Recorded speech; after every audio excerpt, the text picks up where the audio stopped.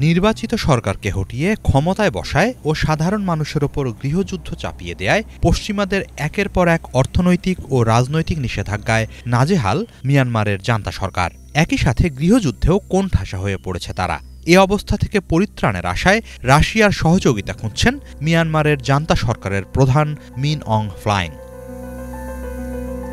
এ লক্ষ্যে রাশিয়া সফর করছেন তিনি। মঙ্গলবার সেখানে পৌঁছে দেশটির প্রেসিডেন্ট ভ্লাদিমির পুতিনের সাথে বৈঠক করেন। ২০২১ সালের ফেব্রুয়ারিতে ক্ষমতা দখলে নেয়ার পর এটি তার চতুর্থ রাশিয়া সফর।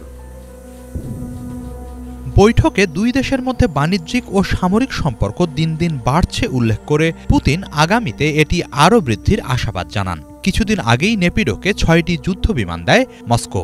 বিপরীতে মস্কোকে ৬টি হাতি উপহার দেয় নেপিডো। নেপিডোর ওই হাতি কূটনীতির প্রশংসা করেন পুতিন। এছাড়া দুই দেশের মধ্যে বাণিজ্যিক লেনদেনও ব্যাপক মাত্রায় বাড়ছে। এটিকে খুবই আশাব্যঞ্জক হিসেবে দেখছেন রুশ প্রেসিডেন্ট। আমাদের দুদেশের মধ্যে সম্পর্ক ক্রমশ আরও গভীর হচ্ছে। গত বছর বাণিজ্যিক লেনদেন 40% পর্যন্ত বেড়েছে। এটা ইতিবাচক ও সম্ভাবনাময়।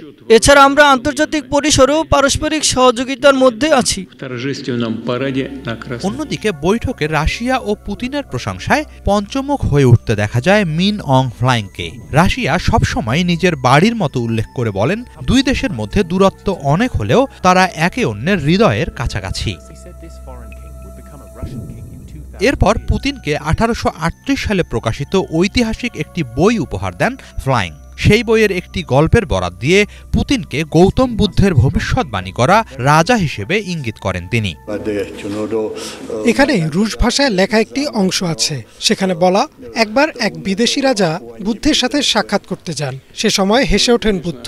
এক শিষ্য হাসার কারণ জানতে চাইলে বুদ্ধ বলেন, ২০০০ বছর পর রাশিয়ার রাজা হবেন ওই ব্যক্তি। তিনি হবেন এক শক্তিশালী নেতা ও অস্ত্রে পারদর্শী। তার সাথে আমাদের স্থানীয় এক রাজার বন্ধুত্ব হবে। এর জের ধরে ফ্লাইং বলেন, রাশিয়া ও পুতিনের প্রচেষ্টায় একটি বহুমেরুর বিশ্বের উত্থান দেখা যাচ্ছে।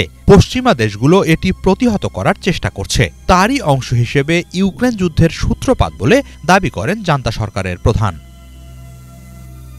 মিয়ানমার ইউক্রেনে রাশিয়ার সামরিক অভিযান সমর্থন করে উল্লেখ করে ফ্লাইং আরও বলেন, তিনি আত্মবিশ্বাসী শিগগিরই রাশিয়া এই যুদ্ধে জয়লাভ করবে। জনগণ ও দেশের জন্য যে যুদ্ধ পরিচালিত হয় তার বিজয় সুনিশ্চিত।